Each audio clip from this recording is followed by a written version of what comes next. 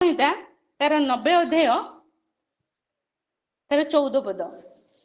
गीत संहिता तार 90 अध्याय तार 14 पद।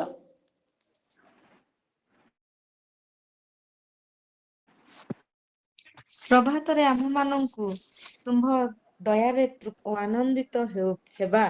ଆମେନ୍। ଦୟାରେ ତୃପ୍ତ କର। ତୃପ୍ତ ଗୋଟେ ସାଟିସ୍ଫ୍ୟାକ୍ସନ କେତେ ସୁନ୍ଦର ଭାବରେ ଲେଖା ଯାଇଛି।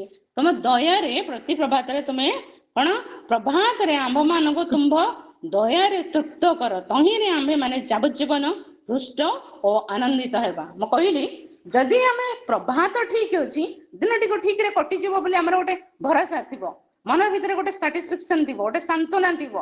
ସେଥିପାଇଁ ଏଠି ଲେଖା ଗଲା ପ୍ରଭାତରେ ଆମ୍ଭମାନଙ୍କୁ ତୁମ ଦୟାରେ ତୃପ୍ତ କର। ପ୍ରଭୁ ତମେ ଦୟା କର।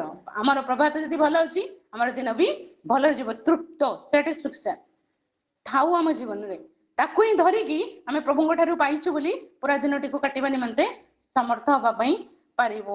ତହିଁରେ ଆମେ ମାନେ ଯାବଜ୍ଜୀବନ ହୃଷ୍ଟ ହବୁ ଓ ଆନନ୍ଦିତ ହେବୁ। ହୃଷ୍ଟ ଅତ୍ୟଧିକ ଆନନ୍ଦ ଯାହାକୁ କୁହାଯାଏ, ଖାଲି ଆନନ୍ଦ ନାହିଁ। ହୃଷ୍ଟ ବୋଲେ ହୃଦୟରୁ ଅନ୍ତରରୁ ଗୋଟେ ଆନନ୍ଦ ଅନୁଭବ କରୁଥିବୁ, ଯୋଉଟା ସାଟିସ୍ଫ୍ୟାକ୍ସନ କହିଲେ ଅନ୍ୟ ଭାବରେ ଆତ୍ମତୃପ୍ତି। ତା ଯଦି ଅନ୍ତର ଭିତରେ, ହୃଦୟ ଭିତରେ, ମନ ଭିତରେ ରହିଲା, ବାହାର ବିଷୟରେ କେତେ ଗୁଡିଏ ବିଷୟରେ ଆମକୁ ଦିନେ ଦିନେ ବହୁତ ଟେନସନର ସମସ୍ୟା ଗୁଡାକ ସବୁ ଆସିଯାଇଥାଏ। ବିଭିନ୍ନ କଥା ଗୁଡାକ ଶୁଣିବା ଦ୍ଵାରା, ବିଭିନ୍ନ ପରିଶ୍ରମ କରିବା ଦ୍ଵାରା କାମ ଗୁଡାକ ବହୁତ ଥାଏ, ଯୋଉଗୁଡାକ ବହୁତ ଟେନସନ ଦିଏ। ଏମିତି ସବୁ ବିଷୟ ଗୁଡାକ ଭିତରେ ଦେଇକି ଗଲା ବେଳେ ଆମକୁ ଟିକେ ସମସ୍ୟା ହେଇଥାଏ, କିନ୍ତୁ ହୃଦୟ ଭିତରେ ଗୋଟେ ସାଟିସ୍ଫ୍ୟାକ୍ସନ ଥିବ, ତୃପ୍ତି। ପ୍ରଭୁ କଣ କରୁଛନ୍ତି? ତୁମ୍ଭେ ଆମକୁ ତୁମ ଦୟାରେ ତୃପ୍ତ କର, ତାହେଲେ ଆମେ କଣ ହୃଷ୍ଟ ହବ, ଆନନ୍ଦିତ ହବ। ଏ ଆନନ୍ଦକୁ ଧରିକି ଆମେ ଦିନ କାଟିବା ପାଇଁ ପାରିବୁ। ଏଠି ଲେଖାଯାଉଛି ଯାବଜ୍ଜୀବନ, ସାରା ଜୀବନ। ଯଦି ଆମେ ପ୍ରତିଦିନ ବସିଲୁ, ପ୍ରତିଦିନ ତାଙ୍କର ଦୟାରେ ତୃପ୍ତ ହେଲୁ, ତାହେଲେ ଆମର ସାରା ଜୀବନ ଆନନ୍ଦରେ କଟିବ। ଗୋଟିଏ ଭରସା ଅଛି ଆମର ପ୍ରଭୁଙ୍କ ପାଖରେ, ଗୋଟିଏ ଆଶ୍ୱାସନା ଅଛି ଆମର ପ୍ରଭୁଙ୍କ ପାଖରେ, ଗୋଟିଏ ସାନ୍ତ୍ୱନା ଅଛି ଆମର ପ୍ରଭୁଙ୍କ ପାଖରେ, ଯେ ପ୍ରଭୁ ଆମକୁ ଏଇ ଦିନଟିକୁ ସମ୍ଭାଳିବା ନିମନ୍ତେ ଦେଇଛନ୍ତି। ପ୍ରଭୁଙ୍କ ନାମର ଧନ୍ୟବାଦ ହଉ, ପ୍ରଭୁଙ୍କ ନାମର ଗୌରବ ହଉ। ଆମେ ଦେଖିବା ଯିଶାୟା ପୁସ୍ତକ ତାର 50 ଅଧ୍ୟାୟ ତାର 4 ପଦ। ଯିଶାୟା ତାର 50 ତାର 4 ପଦ।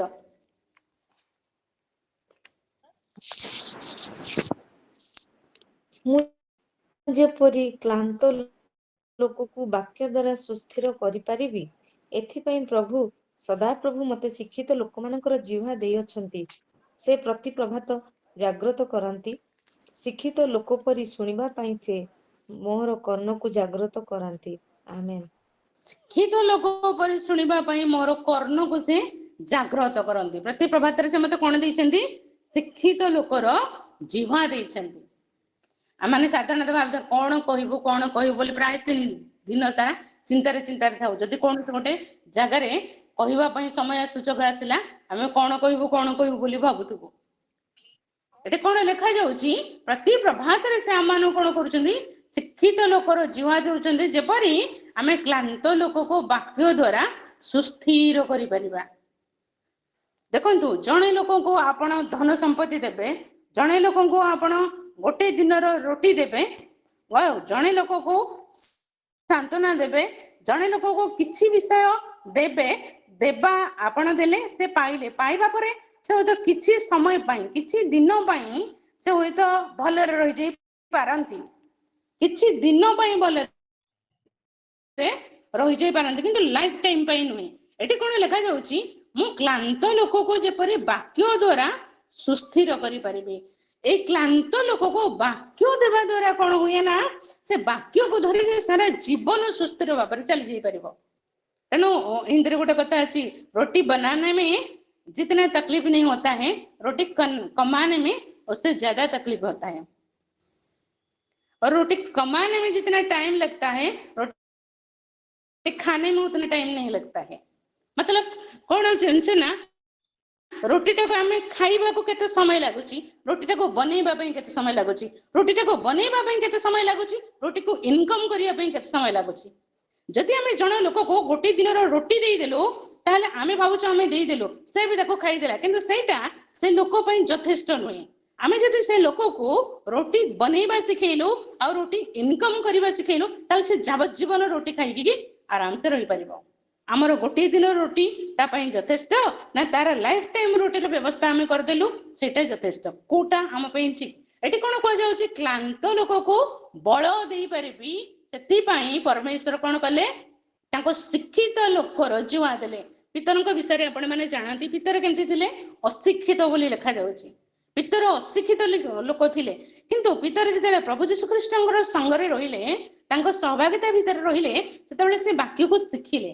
परमेश्वर प्रभु यीशु तांको एते सुंदर शिक्षा रे शिक्षित करे देले जे से उच्च शिक्षित यहूदी मानक मध्य रे प्रेरित पद पाइले। प्रभु तांको कोन कले प्रेरितिक पद देले सेटा से यहूदी मानक निकट रे सुसमाचार प्रचार करिवार प्रेरितिक पद पाइले।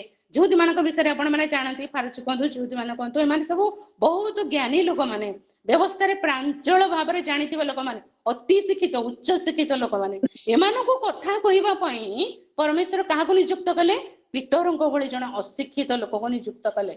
प्रेरितिक पद से ताकू देले प्रेरित हेले से समानक मध्य रे सुसमाचार प्रचार करिवार कार्य गोटिए प्रचार रे 3000 लोक तांगर परिवर्तन हेतिले सुसमाचार को ग्रहण करथिले मंडली सहित संयुक्त होइथिले। जीवा आपणकर जीवा मोर जीवा दैनिक केते कथा कहूची किंतु ता भितरे आमे केते लोकंको वाक्य सिखौचो केते लोकंको आमे वाक्य सिखै पारुचो। जदि आमे वाक्य जनको सिखै पालु से आमे ता जीवन सारा सुस्थिर भाव रे बंचिबा निमंते गोटे रास्ता देखै देलो। सेति भाई एठी कोन लिखा जाउची मु जेपरि क्लांत लोक को वाक्य द्वारा सुस्थिर करी पारिबे गोटे व्यक्तिगत विषय जणे सिंगल पर्सन एति भाई प्रभु सदा प्रभु मते शिक्षित लोक मानकर जीवा देई होचंती से प्रति प्रभात जागृत करांती शिक्षित लोक पर सुनिबा पई से मोर कर्ण को जागृत करांती। देखंतु प्रति प्रभात आसुची हम जीवन रे प्रभु किंतु जागृत करौचंती। बेले बेले मु मोर व्यक्तिगत विषय कहबे बेले बेले प्रार्थना करबा पई मु अपेक्षा रे थिबी किंतु टिके निद होई जाइथिबो। जेते बेले निद होई जाइथिबो मोर प्रार्थना करबार जो समय को मु भाबी थिबी से समय जदी क्रॉस करी गला ताले मनटा खाली अशांति अशांति अशांति लागुथबो। प्रार्थना परवर्ती समय रे हम कर दी पारिबो किंतु मनटा अशांति ही जाय। प्रभु कोन करंती जागृत करंती। बेले बेले मु अलार्म देई नथिबी किंतु हठात निद भांगी जिवो मते लागे के गोटे डाकिले कि जेमति कि प्रार्थना करबार समय होछि उठी जा परी जागृत करंती से उठ बस प्रार्थना कर।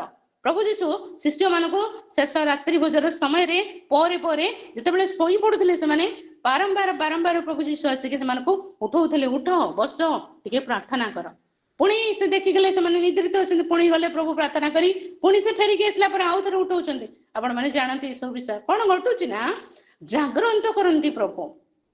आमे सब बेले निजको बेसी ज्ञानी बोली मन करथाउ किंतु नाही ता अपेक्षा प्रभु आम पई केते विषय करूछन्ते। देखंतो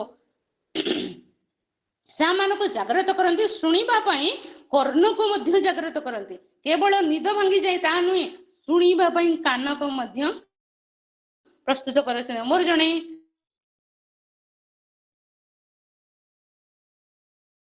मिशनरी भौणी अछंती से एते सुंदर भाबरे तांकर कार्य जीवन गुड़िक चलई तीनोटी मंडली से किंतु मु कहूची कौन शुणा सोई जाइथिबे से किंतु वाक्य कोठी प्रचार हला कौन कोठी घटिला कौन की कहिला सेटा से ध्यान रे शुणुथिबे। सोई जाइथिले मध्य गभीर निदर सोई जागृत थाए मनुष्य सोई जाए चालू थाए कर्ण को से जागृत विषय शुणी पारो। देखंतु मंद शुणिबा पई मंद विषय जानिबा पई प्राय लोक माने कोठी कोन झगड़ा हला कोठी कोन की काहा को कहिला पूरा कान डेरी करी थिबे की कोन कहूची शुणिबा पई भलो विषय को शुणिबा पई इच्छा नथिबो। हमर कर्ण कोन पई उन्मुक्त अछि कोन शुणिबा निमंते आज प्रभु आम मानको कहबा पई चाहती आम कर्ण जागृत थाओ प्रभुंकर वाक्य शुणिबा पई प्रभुंकर वाक्य को अन्य मानको ଶୁଣେଇବା ପାଇଁ। ପ୍ରଭୁ ଆମମାନଙ୍କୁ ଅନୁଗ୍ରହ କରନ୍ତୁ ଏ ସମସ୍ତ ବିଷୟ ଗୁଡିକ ବୁଝି ପାରିବା ନିମନ୍ତେ। ଦିନ ଆସିଛି, ସମୟ ଆସିଛି, କେତେ ସମୟ ଆ ଭିତରେ ଆମ ମାନଙ୍କର ଜୀବନରେ ଅତିବାହିତ ହେଇଯାଉ। ସମୟକୁ ଚିନ୍ତା କରିବେ, ଆପଣ ଦେଶ ବିଷୟରେ ଚିନ୍ତା କରନ୍ତୁ, ବିଦେଶ ବିଷୟରେ ଚିନ୍ତା କରନ୍ତୁ, କିମ୍ବା ଆମର ରାଜ୍ୟ ବିଷୟରେ ଚିନ୍ତା କରନ୍ତୁ। ପରିସ୍ଥିତି ଅତ୍ୟନ୍ତ ଖରାପ, ଜଟିଳରୁ ଆହୁରି ଜଟିଳ ହବା ପାଇଁ ଯାଉଛି। ଆମର ପିଲାମାନଙ୍କର ଭବିଷ୍ୟତ କଣ ହବ ଚିନ୍ତା କରି ହଉନି। ପିଲାମାନଙ୍କ ଭବିଷ୍ୟତ ଛଡା ଆମ ନିଜର ଭବିଷ୍ୟତ କଣ ହବ ତା ମଧ୍ୟ ଆମେ ଚିନ୍ତା କରିପାରୁନା। ଆଜିର ଦିନଟି ଯଦି ଭଲ ଅଛି, ଆସନ୍ତା କାଲି କଣ ଘଟିବ? କାରଣ ପ୍ରତି ଜାଗାରେ ଅଶାନ୍ତି, ପ୍ରତି ଜାଗାରେ ଅସ୍ଥିରତା, ପ୍ରତି ଜାଗାରେ ହିଂସା, ଆଉ ପ୍ରତି ଜାଗାରେ ବିଭିନ୍ନ ପ୍ରକାରର ସମସ୍ୟା ଘଟୁଛି। ଯୋଉଠି ମନୁଷ୍ୟ କେବେ ବି ଗୋଟେ ଆଧ୍ୟାତ୍ମିକ ଜୀବନ ଅତିବାହିତ କରିପାରିବ ନାହିଁ। ଏଭଳି ପରିସ୍ଥିତି ଗୁଡିକ ଧୀରେ ଧୀରେ ବଢିବାରେ ଲାଗିଲାଣି। ଆ ଭିତରେ ଆମେ ଆମର ଆତ୍ମିକ ଜୀବନକୁ, ବ୍ୟକ୍ତିଗତ ଆତ୍ମିକ ଜୀବନକୁ ନେବୁ, ପାରିବାରିକ ଆତ୍ମିକ ଜୀବନକୁ ସମ୍ଭାଳିବୁ, ପିଲାମାନଙ୍କର, ସାନ ପିଲାମାନଙ୍କର ଆତ୍ମିକ ଜୀବନକୁ ସମ୍ଭାଳିବୁ, ମଣ୍ଡଳୀକୁ ସମ୍ଭାଳିବୁ ଏବଂ ପ୍ରଭୁଙ୍କ ସହିତ ମିଳିତ ହେବା ପାଇଁ ଶେଷ ସମୟରେ ନିଜକୁ ପ୍ରସ୍ତୁତ କରିବୁ। ଏ ସବୁ ଗୁଡାକ ବହୁତ କଷ୍ଟ ହେବାରେ ଲାଗିଛି। ଧୀରେ ଧୀରେ ଏସବୁ ଅତି କଠିନ ହବାରେ ଲାଗିଛି। ମୁଁ ଆପଣମାନଙ୍କୁ ଭୟ ଦେଖାଉ ନାହିଁ, ମାତ୍ର ଏହା ଏକ ବାସ୍ତବ ସତ୍ୟ ବିଷୟ ଅଟେ।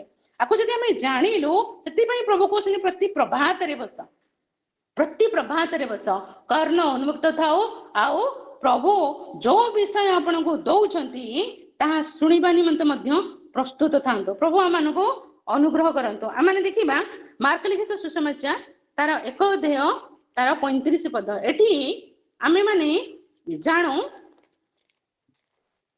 ମାର୍କ ଲିଖିତ ସୁସମାଚାରରେ ଲେଖାଯାଏ ପ୍ରଭୁ ଯୀଶୁଖ୍ରୀଷ୍ଟଙ୍କର ପୁନରୁତ୍ଥାନର ଦିନ ବିଷୟରେ 16 ଅଧ୍ୟାୟଟି ଶେଷ ଦିନକୁ ଦର୍ଶାଉଛି। ତାର 1 ଅଧ୍ୟାୟ ତାର 35 ପଦ। ମାର୍କ ଲିଖିତ ସୁସମାଚାର ତାର 1 ଅଧ୍ୟାୟ 35 ପଦ ଆମେ ଟିକେ ଦେଖିବା, ଟିକେ ପଢିବେ। ମାର୍କ 1:35।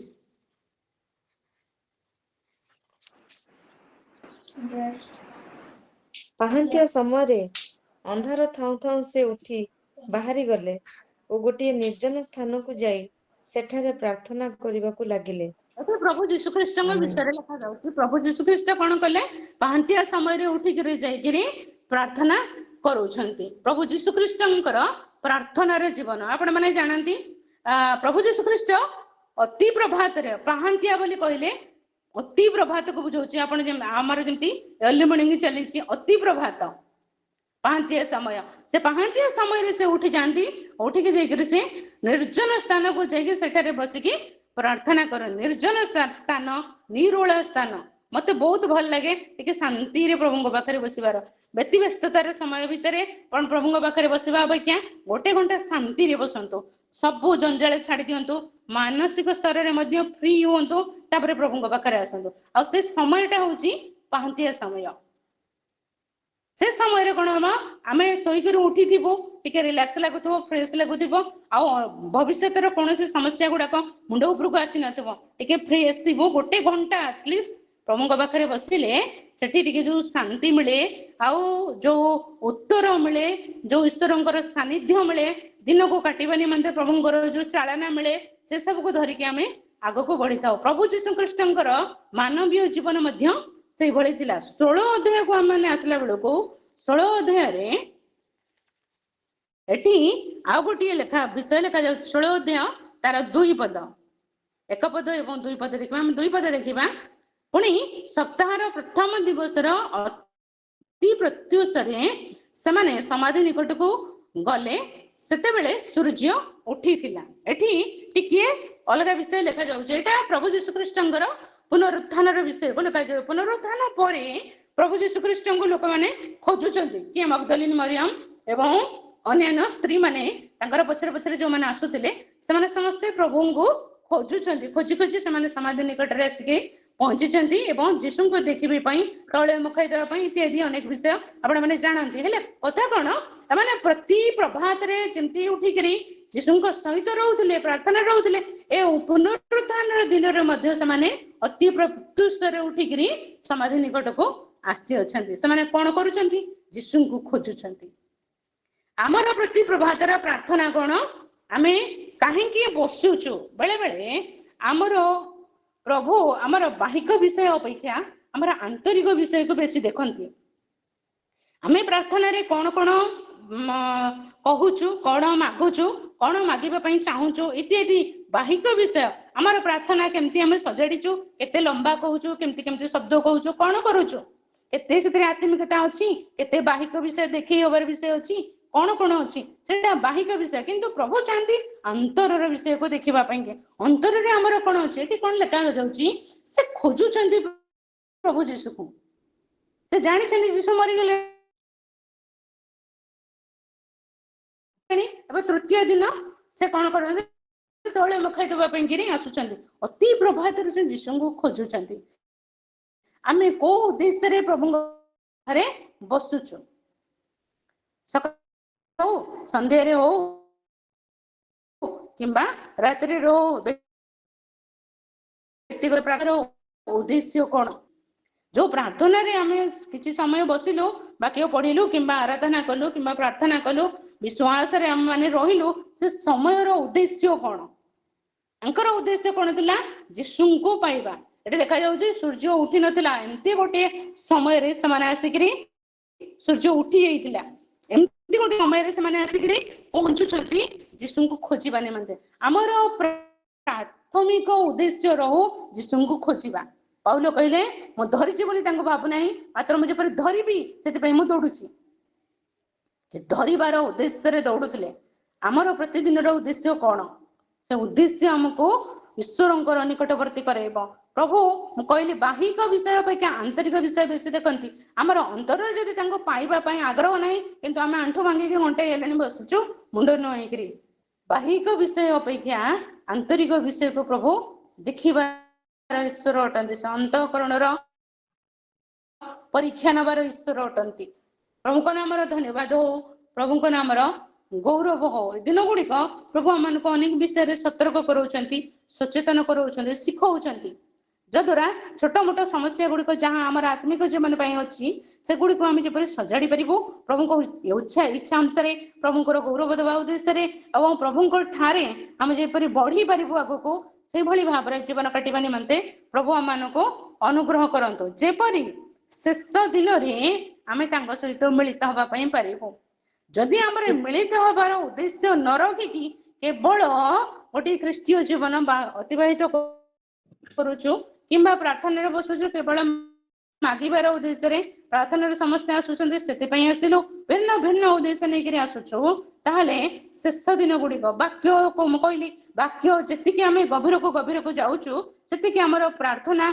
आमर आत्मिक जीवन सेतिकी गभीर गभीर हबार अछि जेतिकी आम शिखुचु सेतिकी आम अधिक शिखई पारिबार अछि से भली भाव में आमर जीवन बढ़िबार अछि जदि गोटे सान पिला प्रथम से क्षीर बोतल पिउतिला बोतल रे क्षीर भर्ती करिके से पीवा को देखो दिया जाउतला से कोन 40 वर्ष पर्यंत सेमती क्षीर बोतल धरिके पिउथिबो नाही ना से छुआ थिबा समय रे क्षीर बोतल पिउतिला 40 वर्ष हैला बेले को त जीवन रे अनेक विषय परिवर्तन आसे तो बहुत विषय से खाइबा सिखि जाइतबो जेमिति से आ परे 40 वर्ष जदि आपण बोतल रे क्षीर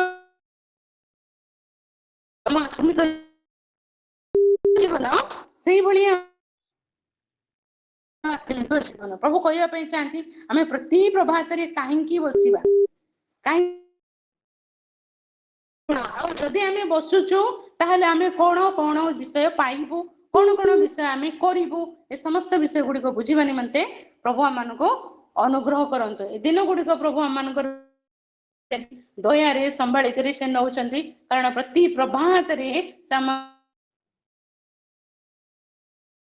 नूतन नूतन दया परितृप्त करुछंती मात्र आमे माने कौन अच्छु केमती अच्छु कौन करू आगो को ये दया कंटिन्यू हबो ना गति न करू आम माने शेष दिन में सहित मिलित हवा पारिबा जदि आम पारिबु नाही ताले ख्रीष्टीय जीवन आमर व्यर्थ हो से प्रभु कहते कौ विषय को आम प्रभात करार अच्छी प्रभात करूँ जहाँ संध्या समय करार अच्छी संध्या समय करूँ जहाँ अपराह्न करार अच्छी अपराह्न करूँ दानिएल विषय आप जानते दिन को 3 थर प्रार्थना करुले ସ୍ପଷ୍ଟ ଲେଖାଯାଉଛି 3 ଥର। ଆମର ପ୍ରାର୍ଥନା କେତେ ଥର? ଆମ ପ୍ରାର୍ଥନା ତାଙ୍କଠୁ ଅଧିକ ସମୟ ଚାଲିଛି ବୋଧେ, ମୁଁ ଯଦି ଭାବୁଛି। ଆଉ ସକାଳେ ଥରେ ବସିଲୁ ଯଦି, ଆଉ ଆଫ୍ଟରନୁନରେ ଥରେ ବସିଲୁ, ସନ୍ଧ୍ୟା ସମୟରେ ବସିଲୁ, ରାତିରେ ବି ଥରେ ବସିଲୁ, 4 ଥର ହେଇଗଲାଣି। ତା ମଝିରେ ବି ଆଉ କେତେ ଥର ମନେ ମନେ ପ୍ରାର୍ଥନା ହଉଥିବ। କିନ୍ତୁ ଆମର ପ୍ରାର୍ଥନା ଏଥିପାଇଁ ଠିକ ସେ ହେଉନାହିଁ ଯେ ତାହା ସ୍ପେସିଫିକ ହଉନାହିଁ। ଯଦି ସେଟା ସ୍ପେସିଫିକ ହେଲା ତାହେଲେ ନିଶ୍ଚିତ ଦାନିଏଲ 3 ଥର ବୋଲି କହୁଥିଲେ, ମୁଁ ଭାବୁଛି ସେ ଆହୁରି ଅଧିକ ଥର କରୁଥିବେ, କିନ୍ତୁ ବାଇବଲରେ ଲେଖାଯାଇଛି 3 ଥର ବୋଲି। ହେଲେ ପ୍ରଭୁ ଆମମାନଙ୍କୁ ଅନୁଗ୍ରହ କରନ୍ତୁ ଏ ସମସ୍ତ ବିଷୟ ଗୁଡିକ ବୁଝିପାରିବା ପାଇଁ। ଅତି ପ୍ରଭାତର ପ୍ରାର୍ଥନା କାହିଁକି ଜରୁରୀ ଅଟେ? ଯଦି ଆମେ ଅତି ପ୍ରଭାତର ପ୍ରାର୍ଥନାକୁ ନ ବୁଝିବୁ, ପ୍ରାର୍ଥନାର ବିଷୟଟିକୁ ନେଗ୍ଲେକ୍ଟ ଯୁବା ଭାଇ ଭଉଣୀ ମାନେ, ଆପଣ ମାନଙ୍କୁ ମୁଁ ବାକ୍ୟ ଦ୍ଵାରା କହିବା ପାଇଁ ଚାହେଁ, ଆପଣ ମାନେ ସକାଳୁ ଉଠିଲେ ଆଗେ ପ୍ରଭୁଙ୍କୁ ସେ ସମୟ ଦିଅନ୍ତୁ। ଲୋକମାନେ କଣ କଣ କାମରେ ହଠାତ୍ ଉଠିକି ବାହାରି ଯାଆନ୍ତି, ଆଉ ପିଲାମାନେ କଣ କରନ୍ତି, ଫୋନ ଧରିକି ବସିଯାଆନ୍ତି। ମା ବାପା ଡାକୁଥିବେ, ହଁ ରହିଯା, ହଁ ରହିଯା, ଟିକେ ରହିଯା, ଯାଉଛି କହୁଥିବେ, ସେ ଫୋନ ଧରିକି 1 ଘଣ୍ଟା 2 ଘଣ୍ଟା ପର୍ଯ୍ୟନ୍ତ ଶୋଇକି ଉଠିକି ସେଇ ବେଡ ଉପରେ ବସିକି ଥିବେ। ଏଭଳି କରନ୍ତୁ ନାହିଁ। ଖ୍ରୀଷ୍ଟଙ୍କର ପ୍ରିୟ ସନ୍ତାନ ମାନେ, ଆପଣ ମାନ ପ୍ରତି ପ୍ରଭାତର ମୂଲ୍ୟକୁ ବୁଝନ୍ତୁ। ଯୋଉ ସମୟ ପ୍ରଭୁ ଆମ ନିମନ୍ତେ ନିରୂପଣ କରିଛନ୍ତି, ସେ ସମୟରେ ଯଦି ଆମେ ସେଇ ପ୍ରଭୁଙ୍କୁ ଦେଇପାରିଲୁ, ତାହେଲେ ପ୍ରଭୁଙ୍କ ଠାରୁ ଆମେ ଅନେକ ଜିନିଷ ପାଇପାରିବୁ। ଆଉ ଆମେ ମଧ୍ୟ ପ୍ରଭୁଙ୍କୁ ଅନେକ ବିଷୟ କହିପାରିବୁ। ପ୍ରଭୁ ମଧ୍ୟ କାନ ଖୋଲିକିରି ବସୁଛନ୍ତି ଆମ କଥା ଶୁଣିବା ପାଇଁ ପ୍ରଭାତରେ। କେତେ ଭାଗ୍ୟବାନ ମଣିଷ ଆମମାନେ ଅଟୁ କି ଆମ କଥା ଶୁଣିବା ପାଇଁ ମଧ୍ୟ ପ୍ରଭୁ ଅପେକ୍ଷା କରୁଛନ୍ତି। ଏ ଦିନ ଗୁଡ଼ିକ ଆସିଛି, ଆମମାନଙ୍କୁ ପ୍ରଭୁ ବାକ୍ୟ ଦ୍ଵାରା କଥା କହୁଛନ୍ତି, ଆମେ ଯେପରି ଟିକେ ସଜାଡି ହେଇଯିବା ପାଇଁ ପାରିବୁ। ତାହେଲେ ଆମମାନଙ୍କର ଭବିଷ୍ୟତର ଜୀବନ, ଆତ୍ମିକ ଜୀବନ ନିଶ୍ଚିତରେ ଉଜ୍ଜଳ ହବ। ଯେତେ ବି କଠିନ ସମୟ ଆସୁ, ଯେତେ ବି କଠିନ ପରିସ୍ଥିତି ଆସୁ ଜୀବନରେ, ଖ୍ରୀଷ୍ଟଙ୍କ ପ୍ରେମରୁ ଆମକୁ କେହି ବିଚ୍ଛିନ୍ନ ନ କରୁ। ଯଦି ଆମେ ତାଙ୍କ ପାଖରେ ସୁସ୍ଥିର ଅଛୁ, ତାହେଲେ ନିଶ୍ଚିତରେ ଆମମାନେ ଶେଷ ଦିନରେ ତାଙ୍କ ସହିତ ସାକ୍ଷାତ କରିବା ପାଇଁ ସଫଳ ହବା ପାଇଁ ପାରିବା। ପ୍ରଭୁ ଏ ଅଳ୍ପ ବାକ୍ୟରେ ଆମ ସମସ୍ତଙ୍କୁ ଆଶୀର୍ବାଦ କରନ୍ତୁ। ପ୍ରେଜ୍ ଦ ଲର୍ଡ। ହାଲେଲୁୟା।